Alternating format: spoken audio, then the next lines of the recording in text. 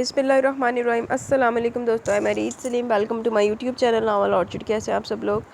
तो गाइस, आज हमने पढ़नी है अपना जो कंटिन्यू नावल है उसकी 4th एपिसोड। तो उससे पहले अगर आपने मेरे चैनल नावल ऑर्चिड को सब्सक्राइब नहीं किया तो सब्सक्राइब कर दो, साथ में बेल आइकन भी प्रेस कर लें ताकि आने वाली वीडियो आपको मिलती रहे। और आज मेरी लिसनर ने एक ने कहा है कि आप स्टार्ट में कमेंट्स ना शो करवाया करें, तो उनको कोई इंटरप्शन होती है। तो अब ऐसे है कि मैं ना, लेकिन मैंने तो शो करवाने होते हैं ना, क्योंकि वो इतने प्यार से कमेंट्स करते हैं, तो फिर मैं शो ना करवाऊँ तो ये बात तो नहीं बनती।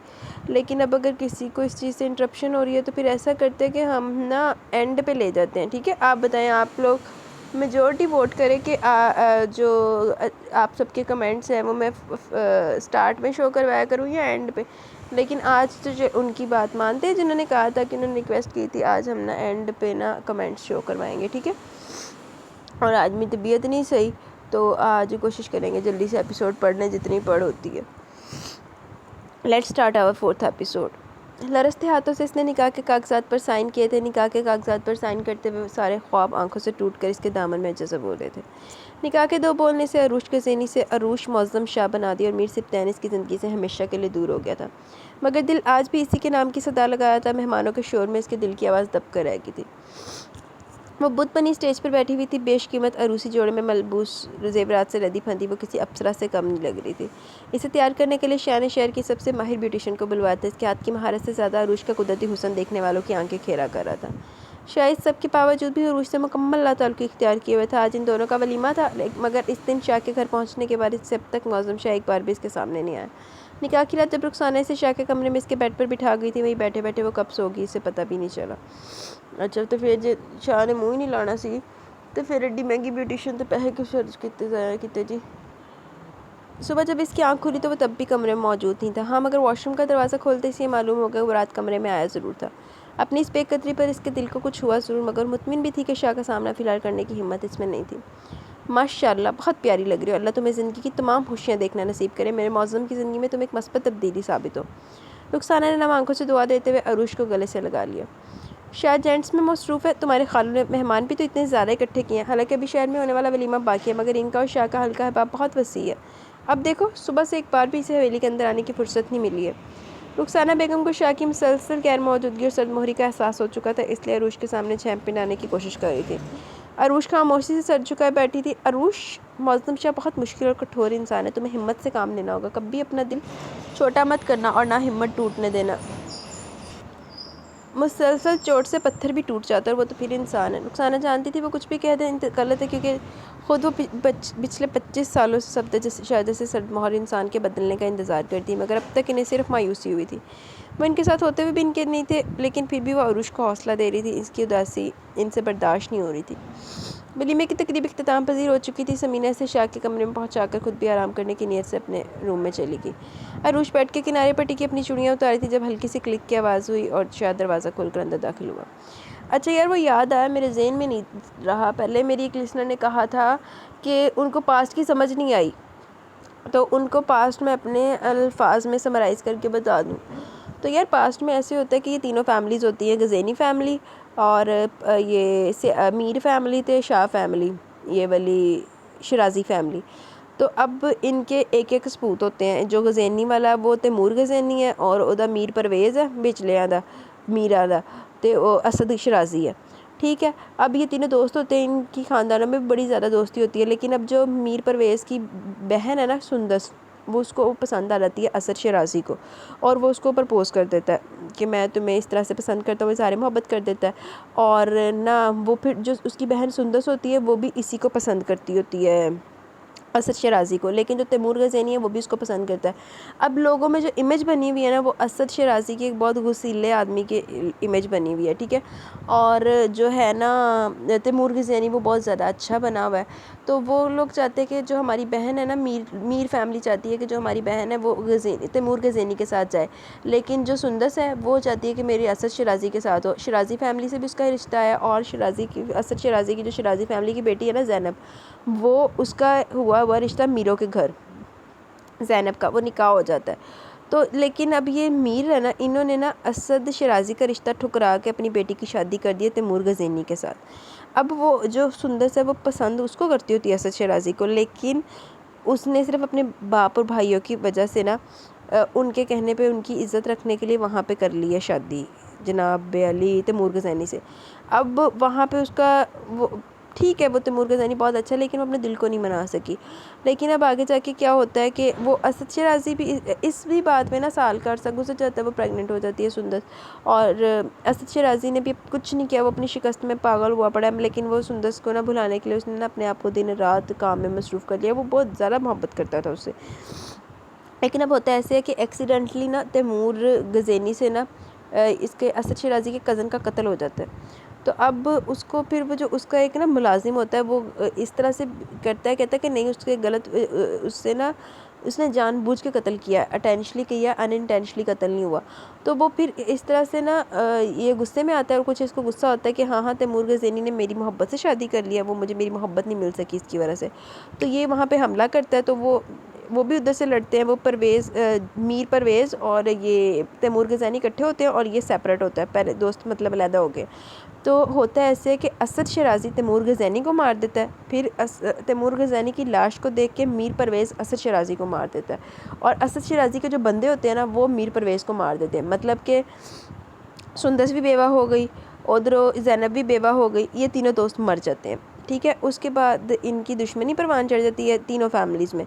अब होता है ऐसे कि जो उसके सुंदस प्रेग्नेंट होती है, इसके घर जुड़वा बेटियां होती हैं, और वो जो जुड़वा बेटियां हुई हैं ना वो अब इस तरह से है कि ये जो मीर सजावल की माँ है, इसने ना मुलाजमा को वो दाई जो होती है उसको पैसे दिए होते हैं कि तुमने इसकी बेटी को इसकी जो भी औलाद होगी तुमने इसको मार देना है।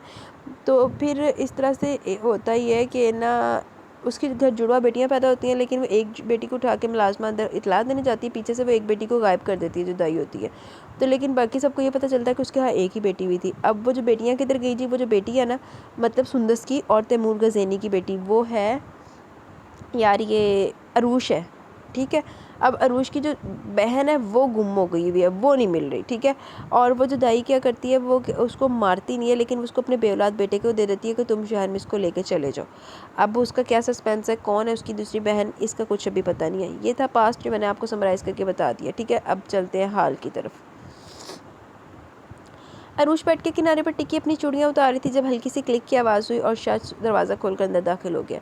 चूड़ियाँ उतारते अरूश के हाथ और इसकी सांसें एकदम थम गई। वो भारी कदम उठाता इसकी तरफ ही आ रहा था, मगर इसके सामने से गुजर कर वो सोफे पर बैठ गया। वो बड़ी खामोश नज़रों से अरूश की तरफ देख रहा था, मगर दुल्हनापे के रूप में अरूश के होशरुबा हुस्न भी इसके एहसासात पर जमी बर्फ़ पिघलाने में नाकाम हो गया। वो धीरे से खनकारते हुए बेतासर आवाज़ में बोला, तुम मेरी ज़िंदगी में मेरी मर्ज़ी से शामिल हुई होती तो अब तक मेरे घर के साथ मेरे दिल मेरी रूह पर भी तुम्हारी हुक्मरानी होती, मगर अब तुम मेरी मर्ज़ी नहीं सिर्फ मेरी ज़िद बनकर मेरी ज़िंदगी में आई, और मुअज़्ज़म शाह अपनी ज़िद हर कीमत पर पूरी करके रहता, चाहे इसके लिए मुझे किसी की जान भी क्यों ना लेनी पड़े। वो नहायत सफाकी से कह रहा था।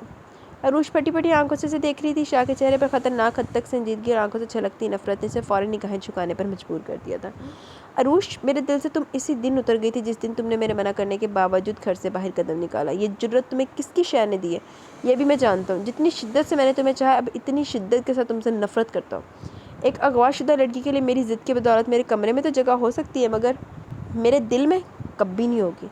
इसलिए कभी अपनी औकात भूलने की कोशिश मत करना। शाह ने बेरहमी की इंतहा कर दी। इस कमरे में हमारे बीच जो भी ताल्लुकात रहे, इसकी ज़रा सी भी भनक इस कमरे से निकल कर घर में रहने वाले किसी भी फ़र्द तक पहुँची, या तुमने अपने दुख मेरी माँ या अपनी माँ से रोने की कोशिश की, तो मैं ज़िंदगी तुम पर इतनी तंग कर दूंगा कि तुम मौत की भीख मांगोगे, और मैं तुम्हें वो भी नहीं दूंगा।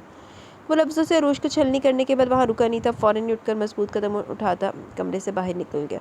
इन कदमों के नीचे इसने अपने दिल और दिल के सारे अरमानों को भी कुचल डाला था। रेलिंग पर दोनों हाथ जमाए नीचे देखते हुए इसने फिजा में गहरा सांस खारिज किया। दिल में जलने वाली आग किसी तोड़ नहीं बुझ रही थी। अरूश की एक गलती ने शाह के सारे अरमान मिट्टी में मिला दिए थे। इस दिन की तमन्ना इसके दिल ने बड़ी शिद्दत से की थी। बड़ी चाहत से वह अरूश को ब्याह कर लाना चाहता था, मगर अब जी भर कर इसे दुल्हन बना देखने की ख्वाहिश भी दिल के किसी कोने में जा सोई थी। मीर सजावल जिंदा सलामत होंठों पर दिलकश मुस्कुराहट से जाए इसके सामने बाहें फैलाए खड़ा था। जरताज पर तो शादी मर की कैफियत तारी होगी। बेसाख्ता इसके चौड़े मगर जख्मी सीने से लिपट की पहली बार इसने जसारत खुद से की थी। दर्द की एक शदीद लहर मीर सजावल के सीने से उठी, मगर इसने लापरवाही से सरताज के गिर्द अपनी मजबूत बाहों का घेरा तंग कर लिया। हौसला मीर साहब, टांग के कच्चे ने। मीर साईं, मुझे लगा अब मैं आपको कभी नहीं देख सकूंगी, आप मुझसे हमेशा के लिए दूर चलेंगे। एक पल भी सुकून नहीं मिला था, मैंने आपको बहुत याद किया। वो मीर के गले से लगे हिचकियों से रोते हुए बोले चली जा रही थी और मीर खामोशी हैरानी से सुन रहा था। आज से पहले कभी ज़रताज ने इस तरह अपने एहसासात का इज़हार नहीं किया था। मैंने आपकी ज़िंदा सलामत लौटाने की जितनी दुआएं मांगी थी, अल्लाह साईं ने सब पूरी कर दी। अगर मेरी दुआएं कबूल नहीं होती तो मैं भी हरगिज़ ज़िंदा नहीं रहती। इसने सर उठाकर झरझर बहती आंखों से मीर को देखा। सदके, मुझे इतना सा भी अंदाज़ा होता कि मेरी ये ज़रा सी तकलीफ़ तुम्हें मुझसे इतना नज़दीक और यूँ इज़हार करने पर मजबूर कर देगी तो तुम्हारी कसम मैं खुद ही अपने लिए इस हमले का बंदोबस्त कर लेता। ये आइडिया मुझे पहले क्यों नहीं सूझा? काम दे हेलो मीर दे। मीर से जावल ने नाखून से शेव स्क्रैच की जो इतने अरसे की लापरवाही से खासी बढ़ चुकी थी और पुरसोच अंदाज में इसकी खुद से लिपट जाने की तरफ इशारा करते हुए शरारत से बोला। ज़रताज फ़ौरन संभल कर दूर होना चाहा मगर मीर ने घेरा और तंग कर दिया। मगर अब ज़रताज के अंदाज से खफकी छलक रही थी। अच्छा यार, सॉरी सॉरी सॉरी, कान पकड़ कर, मगर मेरे नहीं तुम्हारे। मीर ने शरारत से इसके कान पकड़ लिए। ज़रताज बेसख्ता मुस्कुरा दी। मीर ने इसका चेहरा अपने हाथों में थाम कर इसकी पेशानी पर प्यार किया। ज़री, मैंने भी तुम्हें बहुत मिस किया। होश में आने के बाद सबसे पहले तुम्हारा ही सोना मुखड़ा याद आया था। हॉस्पिटल शहर में था और अम्मा हर वक्त वहाँ मौजूद थी, वरना उड़कर यहाँ पहुँच जाता। अभी भी इतनी देर तुम्हारी वजह से हुई है क्योंकि तुम्हारा दीदार भी अमावस के चांद की तरह आधी रात के बाद ही नसीब होता है। वो यूँ वजाहतें दे रहा था जैसे किसी गुनाह का इतराफ़ कर रहा हो या वो किसी ज़रूरी काम की वजह से ज़रताज से मुलाकात नहीं कर सका। तुम जानती हो भला इतने दिन में तुमसे दूर रह सकता हूँ? वो जज्बों से भरपूर निगाहों से उसे देख रहा था। ज़रताज भी बेखुदी के आलम में से देखे गई। इसको देखते हुए बार बार इसकी आंखें भर आ रही थी। ज़री, तुमने अपनी हालत क्या बना ली है? मैं मर तो नहीं गया था? मेरे ज़िंदा बच जाने की खबर तो तुम्हारे गाँव वालों से मिल गई होगी, फिर खुद को क्यों उजाड़ बनाया हुआ है? मीर ने इसके शिकनज़दा लिबास और आंखों के गिर पड़े स्याह हल्कों की तरफ इशारा किया, फिर इसकी आंखों को अपनी उंगलियों के पोरों से छूते हुए बोला, तुम्हारी आंखों से मुझे कितना प्यार और मेरे पीछे तुमने इनका क्या हशर कर लिया। दिल तो करता तुम्हारा गला दबा के मार दो तुम्हें। इसने ज़रताज पर आंखें निकाली। बहुत जल्द ही वो अपने डेविल वाले स्टाइल में लौट आया था, मगर इस बार बजाय डरने के ज़रताज खिलखिलाकर मध्यम सांस पड़ी। आप वापस आ गए, अब इन आंखों की रौनक भी लौट आएगी, इनमें चमक और रोशनी आपके होने से। ज़रताज धीमी आवाज़ में इसके चेहरे पर नजरें जमाई बोली। इसने एक पल के लिए भी मीर के चेहरे से नज़र नहीं हटाई, यूँ जैसे वो पलकें झपकेगी और वो गायब हो जाएगा। वो अंदर से अब तक खौफज़दा थी। मीर से चावल इसके अंदाज़ पर अब हैरान होने से ज़्यादा निसार हुआ जा रहा था। इसने झट ज़रताज को दोनों बाजू से पकड़कर फटाफट इसके दोनों गालों पर बारी बारी प्यार किया। माई स्वीट प्रिंसेस, मैंने तो सोचा था मैं यहाँ अचानक पहुँच कर सरप्राइज़ दूंगा, मगर तुमने तो मुझे सरप्राइज़ पर सरप्राइज़ दिए जा रही हो। वो खुशी से सरचार लहजे में बोला। ज़रताज ने जल्दी से इसके होंठों पर हाथ रख दिया। खुशी में मीर की आवाज़ कदरे बुलंद हो गई थी। माँ बाप के बेदार हो जाने के डर से इसने सहन में खुलने वाली खिड़की में झांक कर जायज़ा लिया। डोंट वरी स्वीटी, बेखबर सो रहे हैं वो दोनों। तुम ये बताओ, हॉस्पिटल में मुझसे मिलने क्यों नहीं आई? तुम्हारा दिल नहीं तड़पा मुझे देखने के लिए? मीर ने पूछते इसके गिर्द हसार बांधते हुए सवाल किया। दिल तो बहुत तड़पा था, मगर मैं शहर अकेली कैसे जाती? शहर में मुझे बहुत डर लगता है, मुझे हॉस्पिटल का नाम भी नहीं पता था। इसने मासूमियत से जवाब दिया। अच्छा, मासूम शाह के मज़ार पर अकेली जा सकती थी, मुझसे मिलने के लिए शहर जाते हुए डर लग रहा था? मीर से जावल ने मुस्कुराते हुए इसके गाल पर चुटकी भरी। ज़रताज ने चौंक कर इसकी तरफ देखा। आपको कैसे पता? आप तो हॉस्पिटल में थे। बेवकूफ़ सी ज़रतार होंठ बनी पूछ रही थी। दिलबर साईं, हम तो दुश्मन की भी खबर रखते हैं, आप तो फिर भी यहाँ रहती हैं। मीर ने इसका हाथ पकड़कर अपने दिल पर रखा। ज़रताज के मासूम से चेहरे पर हया की सुर्खी दौड़ गई। फिर वह ज़रा तौक़ुफ़ से बोली। मीर साईं, अल्लाह साईं ने मेरी मुराद पूरी कर दी। मैंने मासूम शाह के मज़ार पर मन्नत मानी थी। शादी के बाद आप मेरे साथ वहाँ चलेंगे ना? ज़रताज ने मासूमियत से इस्तफ़सार किया। हाँ, क्यों नहीं, मैं तो अब भी इसी वक्त चलने के लिए तैयार हूँ, बशर्ते ये कि तुम अपने अंदर थोड़ी सी हिम्मत पैदा कर लो। मुस्कुराहट दबाए संजीदगी से बोला। मैंने अभी के लिए नहीं बोला, शादी के बाद के लिए बोला। इसे मीर का इस बात को भी मजाक में उड़ाना अच्छा नहीं लगा। मुँह फुलाए गोया हुई। अच्छा, मुझे लगा ये हुक्म अभी के लिए, ऑपरेशन के बाद मैं ज़रा ऊंचा सुनने लगा। उसने जेब से सिगरेट का पैकेट निकालते हुए संजीदगी से कहा। इस वक्त ज़रताज को तंग करने में इसे बहुत मज़ा आ रहा था। वो बड़ी दिलचस्पी से अपनी छूट पर ज़रताज के चेहरे पर उभरते तासुरात महसूस देख रहा था। साइंस, सवेरे अम्मा को सिगरेट की बू महसूस हो जाएगी, प्लीज़ आज मत पिए। ज़रताज ने कुछ झिझकते हुए इल्तिजा की मुबादा वो इस गुस्ताखी पर भड़क ना उठे। मगर मीर से जावल ने बड़ी शराफत से पैकेट दोबारा जेब में डाल लिया और इसके सरापे पर एक भरपूर नज़र डाली। यहाँ आकर बैठो, वहाँ दूर से खड़ी रहकर क्या हुक्म चला रही है? उसने डपट कर हुक्मिया ज़रताज को अपने पास बुलाया। इसके अंदर का आशिक यकदम ही अंगड़ाई लेकर जागा, इसलिए ज़रताज का दूर खड़े रहना सख्त नागवार गुजरा। वो शाहाना अंदाज में पलंग पर नीम दराज हाथ का तकिया बनाकर दीवार से टेक लगाए हुए था। टांगे पलंग से नीचे लटकाए और एक टांग दूसरी पर रखे पाँव चला रहा था। इस बिलावे पर ज़रताज की जान पर बन की, मगर हुक्म तुली तो वो कर नहीं सकती थी, खासतौर पर आज जब वो इतनी मन्नतों मुरादों के बाद लौट कर आया था। इसलिए सर झुकाए छोटे छोटे कदम उठाती पलंग तक पहुंचकर रुक गई। मीर से चावल ने हाथ बढ़ाकर एक झटके से इसे अपने बराबर गिरा लिया। ज़रताज ने मीर के सीने पर हाथ रखकर खुद को मुकम्मल इस पर गिरने से बचाया। मीर ने अपना हाथ इसके हाथ पर रख दिया। ये दवा अगर हॉस्पिटल में दस्तयाब होती तो यकीनन मेरे ज़ख्म बहुत जल्दी भर जा चुके होते। वो इसका हाथ ज़ोर से दबाते हुए बोला। ज़रताज की पलकें झुकी हुई थी। मीर ने इसकी झूलती हुई लट अंगश्ते शहादत पर लपेट कर धीरे से खींची, फिर ज़रा सी करवट लेकर इसे अपने बाजू में भर लिया। वो आज ही की रात में महीने भर की जुदाई की कसक को मिटा लेना चाहता था, मगर जल्दी इसने अपने बफरते जज्बात को लगाम डाले और एक झटके से उठ खड़ा हुआ। मीर साईं, आज जाने से पहले एक वादा करेंगे? ज़रताज ने पूरे उम्मीद लहजे में इसे मुखातिब किया। हुक्म करो, वो फ़ौरन से पेशतर बोला। आप अब कभी अपनी जान जोखिम में डालकर मुझसे मिलने यहाँ नहीं आएंगे। मेरी वजह से आपको कोई नुकसान पहुँचे मैं बर्दाश्त नहीं कर सकूँगी। वो इसका हाथ थाम कर मिन्नत भरे लहजे में बोली। मीर से चावल बेसख्ता हंस पड़ा। तुम्हारे ये दिलनशी अदाएँ देखने के लिए तो मैं अपनी जान भी देने के लिए तैयार हूँ, मगर सोच लो, अगर मैं यहाँ नहीं आऊँगा तो फिर तुम्हें आना पड़ेगा। रात के अंधेरे में कुत्तों के भौंकने से तुम्हें डर लगता है, फिर रोना मत और ना ही कुछ शिकवा करना, क्योंकि मैं बार बार अपनी होने वाली बीवी की बात मानने का आदी नहीं हूँ। वह दिलकशी से मुस्कुराते हुए दोनों हाथ उठाकर साफगोई से बोला। मुझे मंजूर है, बस आप यहाँ किसी भी सूरत नहीं आएंगे। वो दू बदू बोली, क्योंकि वो जानती थी अगर मौज़म शाह को मीर से जावल के यहाँ इससे मिलने की बाबत इल्म हो गया तो वो जो हशर करेगा इससे सरासर नुकसान ज़रताज का ही होना था। मीर ने इसके जवाब पर कंधे उचकार इसका गाल नरमी से खींचते हुए आहिस्ते से दरवाज़ा खोलकर बाहर निकल गया। अपने रूम से निकलकर वो कारपोच में आया और अलर्ट खड़े ड्राइवर और गार्ड जैसे देखते फुर्ती में आकर गाड़ी में बैठते इसने ड्राइवर को शहर ले जाने का हुक्म दिया। अच्छा, ये ना नेक्स्ट सीन स्टार्ट हो गया। सुबह बेड पर रोनमा होने वाले किस्से और अरूश के हाथ में मीर सिप्तान के ब्रेसलेट ने इसका मूड इंतहाई ख़राब कर दिया था। अब 3-4 दिन इसका गांव में रहने का और अरूश का सामना करने का कोई कतई मूड नहीं था। मुझे लगता है कोई सीन मिस हुआ। 1 मिनट रुको ज़रा, मैं चेक करके आती हूँ। नहीं यार, कोई भी सीन मिस नहीं है, मैं चेक करके आई हूँ। इसी बिगड़े में मूड ने इसने बात नाख्वास्ता नगार की कॉल अटेंड की, जिसने 2 महीने से शाह को दिन रात कॉल कर करके परेशान किया हुआ था। मैंने तुम्हें समझाया था ना कि मैं इन दिनों बहुत बिजी हूँ, मुझे डिस्टर्ब मत करना। फिर ये बात तुम्हारे दिमाग में घुसती क्यों नहीं है? शाह ने बरमीसे से बेनकत सुनाई। मैं गांव आया हूँ और बहुत बिजी हूँ। 1 हफ्ते तक मेरा कराची आने का कोई प्रोग्राम नहीं। तुम मुझे अब दोबारा कॉल करके तंग मत करना। मुझे जब फुर्सत मिलेगी मैं खुद तुम्हें कॉल कर लूँगा। शायद 6 महीने हो गए ना, आप खुद आए ना आपका चेक का है। ये तो मेरे साथ ज्यादती है, निगाह ने खनकती आवाज़ में शिकवा किया। इस पर शाह की बरमी का असर तो हुआ, मगर फिर भी ठटाई से बोली। डोंट वरी, चेक तुम्हें मिल जाएगा, लेकिन कान खोल कर सुन लो, अब तुम मुझे कॉल नहीं करोगी। शाह ने बेनियारी से कहते हुए तनबीह की।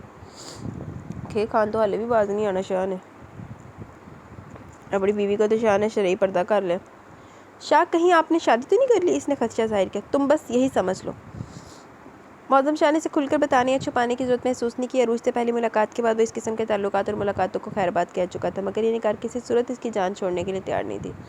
इसका मोबाइल फिर से वाइब्रेट होने लगा। अपने खास बंदे का नंबर देकर कॉल रिसीव कर ली, वरना इस वक्त वो किसी से भी बात करने के मूड में नहीं था। अरूज को हट करके वो खुद भी बेहद मुस्तरब था, मगर इसकी अनाई से ये सब करने पर मजबूर कर रही थी। लाना तेरी अनाते। यस, इसने मोबाइल कान से लगाकर गंभीर आवाज़ में कहा। साईं, पुलिस को हमाद की लाश मिल गई, लेकिन साथ एक गड़बड़ भी हो गई है। इसकी आवाज़ में परेशानी का अंसर नुमाया था। कैसी गड़बड़? शाह की आवाज़ बेतासुर थी। साईं, हमाद के घर वाले इसकी मौत के साथ बीबी और इनके ख़ानदान की अचानक गुमशुदगी को जोड़े। इन्होंने FIR में भी नाम लिखवाया। ठीक है, मैं देख लूँगा, बस तुम इन लोगों को पर नज़र रखो। मुझे एक पल की रिपोर्ट चाहिए। हाजिर साईं। शाह ने इसकी कॉल डिस्कनेक्ट की, फिर एक नंबर मिला। अपने असर और रसूख का इस्तेमाल करते हुए FIR गायब करने और केस को ख़त्म करने की हदायत दी। कुछ देर कॉल पर मसरूफ़ रहने के बाद इसने फ़ोन बंद किया। इस तमाम दौरानी में इसकी पेशानी पर गहरी तफक्कर की लकीरों का जाल फैला हुआ था।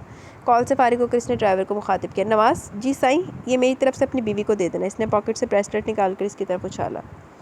ड्राइवर ने चमकती आंखों से कीमती ब्रेसलेट को देखा और पॉकेट में डाल लिया। वाह, ड्राइवर दी मौज लग गई तो मीर से बताया तोहफा ते गया। मेहरबानी साईं। शाह को ब्रेसलेट अपने पहलू में किसी जहरीले सांप की मानक लग रहा था। इसे निकालते से सुकून सा मिल गया।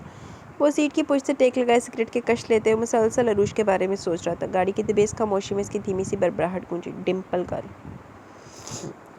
दिलबर साईं, कैसे मजाज है आपके? घर आने पर तो आपने पाबंदी लगा दी, खुद 2 दिन से गायब है। क्या मैं सारी कस्में और वादे भुला दूं?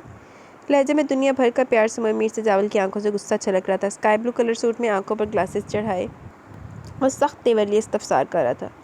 अम्मा की तबीयत ठीक नहीं थी, इसलिए घर पर ही थी। आज ही स्कूल जा रही हूँ। ज़रताज ने इधर उधर देखते हुए जवाब दिया।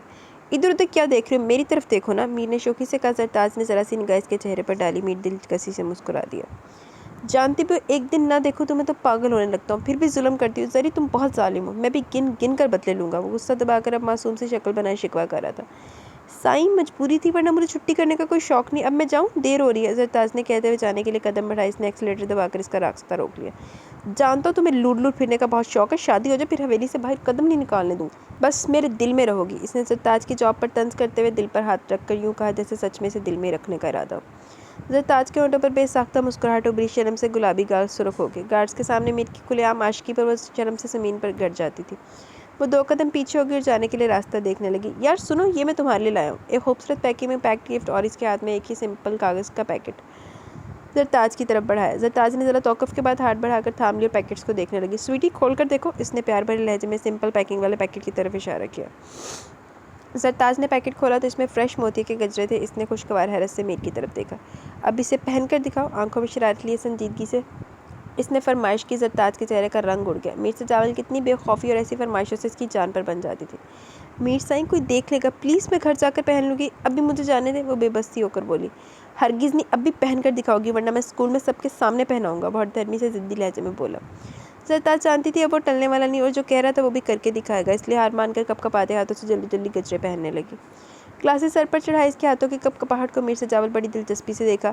ज़रताज के गोरे गुलाबी नाजुक हाथों में गजरे खूब सज रहे थे। ज़रताज ने गजरे वाले हाथ उठाकर मीर सजावल की तरफ यूँ देखा जैसे कह रही हो, बस खुश। मीर सरशारी से खुलकर मुस्कुराया। इसकी खूबसूरत ब्राउन आंखें जगमगा रही थी। बहुत खुश, बड़बड़ाने के अंदाज में बोला। इसकी नज़र ज़रताज के हाथों पर ठहर सी गई थी। मीर ने चाह छलकाती नज़रों से देखा, फिर हल्की रफ्तार में गाड़ी आगे बढ़ा दी। वो साइड मिरर में ज़रताज को देखता हुआ जा रहा था। ज़रताज ने गाड़ी नज़रों से ओझल होते ही गजरे उतार कर परस में रख लिए। अरे मीर वगैरह आशिक मजाज बंदा भी ना। पूरा दिन इसने किसी पर जाहिर नहीं होने दिया कि वो डिप्रेस है, हत्ता कि रानिया पर भी नहीं। वो कितनी बार इसके पास आई मगर मीर सिप्तैन ने से बिल्कुल नॉर्मल बिहेव किया। फिर वो मीर से चावल के साथ ज़मीनों का चक्कर लगाने चला गया। शाम के इन दोनों की वापसी हुई थी। सबके साथ डिनर करने के बाद जब वो कमरे में पहुंचा तो फिर वो खुद पर काबू नहीं रख सका। दोनों हाथों में सर थामे सोफे पर ठहर सा गया। अरूश की शादी के मनाजर इस तरह इसकी नज़रों के सामने थे जैसे वो खुद वहाँ शरीक रहा हो। अरूश, अगर मैं ये मान भी लूँ कि मौसम शाह ने तुमसे ज़बरदस्ती शादी की होगी, मगर तुम एक बार मुझसे रब्ता तो कर सकती थी। तुम्हारी ये लाताल्लुकी तो तुम्हें 100% बेवफा साबित कर रही है। तुमने मेरे साथ ऐसा क्यों किया? अगर तुम्हें मौसम शाह में दिलचस्पी थी तो फिर मुझे ख्वाब क्यों दिखाए? क्यों मेरे जज्बातों का मजाक बनाया? मुझे मेरे साथ धोखा करके तुम्हें कौन सी तस्कीन मिल गई? वो ये सब सवाल से निढाल कर रहे थे मगर अब चाहकर भी अरूश से रब्ता नहीं करना चाहता था। शुक्र लगकर शरीफ से गल आ गई, जो गल सुननी से औरत तो सुनी ना। अरूश ने इसे बेवफाई की हो मगर वो इसकी नई ज़िंदगी में जहर नहीं घोलना चाहता था, ना माजी की कहानी दोहराना चाहता था। सोफे की पुष्ट से सर टिकाए वो अपने बालों में उंगलियां चलाकर खुद को रिलैक्स करने की भरपूर कोशिश कर रहा था, मगर बेसुकूनी और घुटन बढ़ती जा रही थी। मीर सिप्तैन ने अपने सफरी बैग में नींद की टैबलेट्स निकाली। 2 टैबलेट लेकर बेड पर लेट के इसने फैसला कर लिया कि अरूश से वाबस्तगी की किताब आज रात ही हमेशा के लिए बंद कर देगा। इसमें सबकी बेहतरी थी। इस सोचने से काफ़ी हद तक पुरसकून कर दिया। चलो, कोई तो अक्लमंद आदमी है। हेलो डॉक्टर साहब, क्या हम अंदर आ सकते हैं? मीर सिप्तैन ज़रा सा दरवाज़ा खोले सर निकाल कर इजाज़त तलब कर रहा था। Oh what a pleasant surprise, आज तो बड़े बड़े लोग आए हैं हमारे गरीब खाने पर। मखदूम शाह अपनी जगह छोड़कर मीर सिप्तैन से गले मिला। इसके पीछे रानिया को अंदर आता देखकर सर के इशारे से सलाम किया। यार तुम्हें तो फुर्सत नहीं मिली हॉस्पिटल से, हमने सोचा क्यों ना हम खुद ही चलकर तुमसे मिल लिया जाए। गुड, पिछले कुछ दिनों में मसरूफियत कुछ ज़्यादा ही होगी थी। शुक्र अल्हम्दुलिल्लाह। ठीक है, मार मार के शुरू हुआ पड़ा। कभी तो वीडियो भी पोस्ट करनी पड़ रही है बीच में। तुमसे भी कोई राब्ता नहीं हो सका? वह अरूश और मौसम की शादी का जिक्र करना नहीं चाहता था, इसलिए वजह साफ छुपा गया। आप लोग कब से यहाँ आए हुए हैं? मखदूम शाह ने सवालिया नज़रों से इन दोनों को देखा। इस बार वीकेंड गांव में गुजारने का प्रोग्राम बनाया था, सोचा इस बहाने तुमसे भी मुलाकात हो जाएगी, तुम्हारा हॉस्पिटल भी देख लूँगा। मीर सिप्तैन को रानिया इसके कैबिन का जायज़ा लेने में मसरूफ़ थी। लाइट पिंक कलर के स्टाइलिश ड्रेस में वो हमेशा की तरह पोनीटेल बनाए बहुत दिलकश लग रही थी। इसने मीर सिप्तैन की मौजूदगी में बहुत एहतियात से रानिया पर नज़र डाली।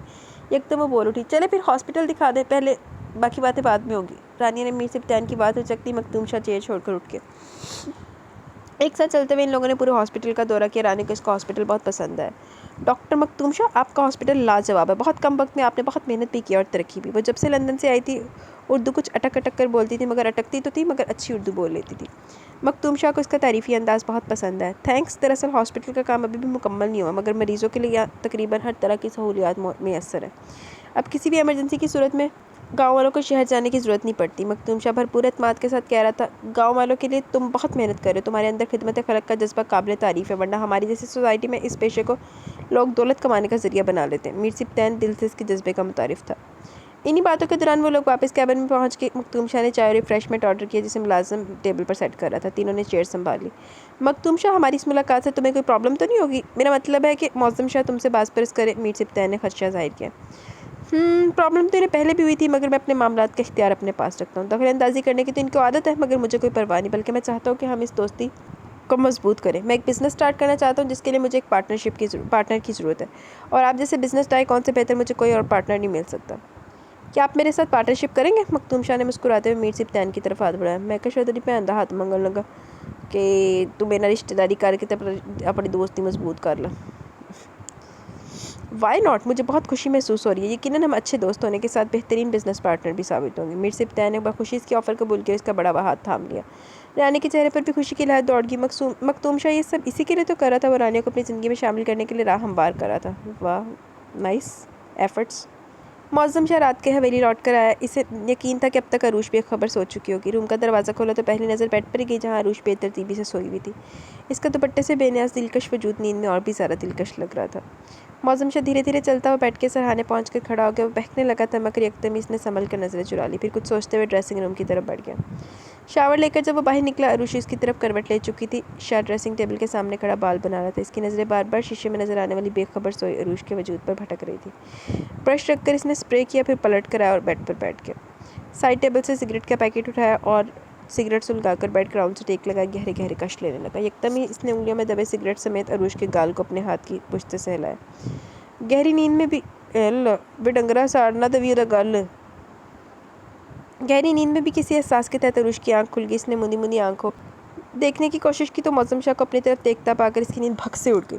सांस जहाँ का तहाँ रह गया। अरूश के जाग जाने से मौज़म शाह खिज्जल सा हो गया। बौखलाहट में उंगलियों में दबा सिगरेट अरूश की ब्यूटी बॉन पर गिरा।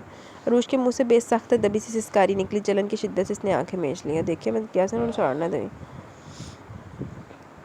इसके चेहरे पर तकलीफ की लहर ने शाह को ढेरों ढेर शर्मिंदगी ने घेर लिया। इसने फ़ौरन ही सिगरेट उठाकर एस्ट्रे में मसल दिया, मगर अरूश की बोन पर अच्छा खासा दाग पड़ चुका था।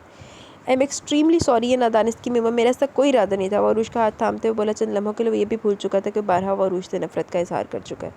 फिर वो बेड से उतरकर ड्रेसिंग रूम में गया और फर्स्ट एड बॉक्स ले आया। शाह अरूश की ब्यूटी बॉन्ड पर उंगली की मदद से बर्निंग ट्यूब लगा रहा था। अरूश की कैफियत कुछ ऐसी हो गई कि जलन का एहसास भी मदूम पड़ गया। वो सांस खींचे लेटी हुई। बहुत जलन हो रही है। शाह ने ट्यूब का कैप लगाते हुए एक नज़र इसके घबराए हुए चेहरे पर डाली। नहीं, अब ठीक है। अरूश के मुंह से बमुश्किल आवाज़ निकली। ये जलन कुछ देर में कम पड़ जाएगी। इसने अरूश का गाल थपथपाया। मगर जिस जलन से मैं जल रहा हूँ इसका क्या? एकदम ही शाह का मूड बदला। परेशानी पर बल पड़ गया। अरूश हक्का बक्का इसका मुंह देखने लगी। दौरा पै गया शाह ने। अभी तो बड़ा हमदर्द बन रहे थे, अचानक असल रूप में आ गए। इसने बददिल होकर सोचा। शाह, मैंने ऐसा कुछ नहीं किया जिसके लिए मुझे शर्मिंदगी हो। जो कुछ भी इस दिन हुआ इसमें मेरा कोई कसूर नहीं था। वो बस एक एक्सीडेंट था या फिर मेरी बदनसीबी। इसमें मेरी नीयत का कोई अमल दखल नहीं था। इसलिए मैं अपनी नज़रों में सुरखरू भी और पुरसकून भी। अरूश ने आंखों में नमी लिए अपनी सफाई पेश करने की कोशिश की। मीर सिप्तान के बारे में आपका क्या ख्याल है? शाह ने इसकी सारी बातें अक्सर नज़रअंदाज कर दी। शोला बार निगाहें इस पर जमाए सर्द लहजे में तंजिया सवाल किया। इसकी सुई बस मीर सिप्तान पर अटकी हुई थी। अरूश का सर चकरा गया। वो सिर्फ मेरे बॉस थे, नथिंग एल्स। अरूश ने नज़र चुराते हुए फ़कत इतना कहा। शाह ने भुना कर एक हाथ तकिए पर जमाया और दूसरे हाथ से अरूश का मुंह तो बोझ ले। मेरी तरफ देखो। वो सिर्फ बॉस था, इसलिए तुम्हें अपनी गाड़ी में घर ड्रॉप करता था, तुम्हें कीमती ब्रेसलेट गिफ्ट करता था। वैसे आपके मौजूद बॉस ने अपने स्टाफ की कितनी लड़कियों को ऐसे गिफ्ट से नवाजा था? ये नज़र करम सिर्फ आप पर ही थी। वो घुर्राया। मैं कुछ नहीं जानती, इन्होंने मुझे कोई ब्रेसलेट नहीं दिया। प्लीज़ मुझे माफ़ कर दें। मैं आपके शकों को शुबात मिटा नहीं सकती, क्योंकि मेरी किसी भी बात का असर आप पर नहीं होगा। वो शाह के जारहाना रवैये से खौफजदा होकर बिलखने लगी। हाँ, नहीं हो सकता मुझ पर असर, क्योंकि मुझे सिर्फ तुम्हारी हरकतों ने शकों को शुबात में मुब्तला नहीं किया। वो तुम्हारा नाम निहाद आशिक, हमाद, गाली मरते वक्त इसकी ज़ुबान पर भी तुम दोनों के इश्क की दास्तान थी।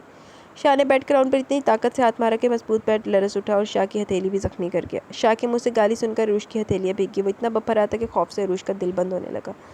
लम्हों में हमाद के अल्फाज और अरूश का मीर सिप्तान की गाड़ी से उतरने का मंजर इसके ज़हन में बेदार हुआ और जुनूनी कैफियत में इसने अरूश को बेदर्दी से पीटना शुरू कर दिया। लाख तेरी ज़िंदगी ते। अरूश की आवाज़ शाह के दो चार भारी हाथों के सामने जल्द ही जवाब दे के वो बेजान सी होकर एक तरफ ढलक गई। मौज़म शाह का जुनून और जलाल पल भर में झाग की तरह बैठ के। शाह ने इसके गाल थपथपाए, फिर इसका हाथ थाम कर नबज़ चेक की जो सर्द पड़ चुका था। शिट! वो सर झटक कर अरूश को होश में लाने की तदबीर करने लगा। लाख दी लानत तेरे ते, लाख लानत। मीर सिप्तान को कुछ देर कबल ही मौज़म अली शाह और अरूश की शादी की खबर मिली थी। वो रात ही वीकेंड पर रानी और नगीन को लेकर गांव पहुंचा था। अरूश, तुम्हें समझने में बहुत बड़ी गलती कर दी मैंने। काश तुमसे शादी का फ़ैसला मैंने इतनी जल्दबाजी में न किया होता। हाय यार, गर्मी और पसीने से मेरी तो हशर ख़राब हो गया। चलो जल्दी से एपिसोड पूरी करें। एकदम ही इसका दिल हर चीज़ से उचाट हो गया। अदा सिप्तान, आप चाय पियेंगे? वो लिविंग रूम में सोफे की पुश पर से सर टकाए ख्यालों की दुनिया में गुम था। किचन में जाते हुए नकीन की नज़र इस पर पड़ी तो पूछे बिना नहीं रह सकी। इसी भी रात काम पहुंचते मौज़म शाह की शादी की खबर मिल चुकी थी। अरूश से सिप्तान की वाबस्तगी का जिक्र भी वो कई बार रानी के मुँह से सुन चुकी थी, इसलिए मीर सिप्तान की हालत का अंदाज़ा था। नहीं, मुझे तलब नहीं, थैंक्स। इसने चौंक कर आंखें खोली और सामने से आती हुई फ़ायज़ा बेगम पर निगाह पड़ी तो उठ खड़ा हुआ। मीर सिप्तैन, तुम यहाँ बैठे हो, तुम्हें भी जल्दी उठने की आदत है? भाई हमारी हवेली में तो सुबह 12 बजे के बाद ही होती है। वो क्या है ना, मीर से चावल ज़रा देर से उठने का आती है। वो इसे हाथ से बैठने का इशारा करते हुए खुद सामने वाले सोफे पर बैठ गई। आ गई डैड, आ गई। एक छोकरी यहाँ खड़ी क्या हमारी बातें सुनी, चल दफ़ा हो। मीर सिप्तैन, तुम लोगों ने भी बहुत मुँह लगा लिया इसे। इन कमज़ातों को ज़रा सी ढील दो तो ये सर चढ़ जाते हैं। जिधर ही तू कमज़ात सिर चढ़ के बोल रही हो ना दे। फ़ायज़ा बेगम ने नगीन को धुतकारने के साथ लगे हाथों मीर सिप्तैन को भी लपेट लिया। नगीन खुलेआम बेइज्जती पर आंखों में ही नमी लिए फ़ौरन वहाँ से भाग गई। मीर सिप्तैन को फ़ायज़ा बेगम का यूँ नगीन को बेइज्जत करना सख्त नागवार गुजरा, मगर वो ज़ब्त करते हुए पहलू बदल कर रह गया। मेरी तबीयत रात कुछ बेहतर नहीं थी, इसलिए तुम लोगों से मुलाकात नहीं हो सकी। रानी भी शायद अभी तक सो रही है, जाग रही है। हम सबकी सुबह ज़रा जल्दी हो जाती है। मीर सिप्तैन ने इन्हीं के अंदाज़ में जताया। वो भला कब पीछे रहने वालों में से था।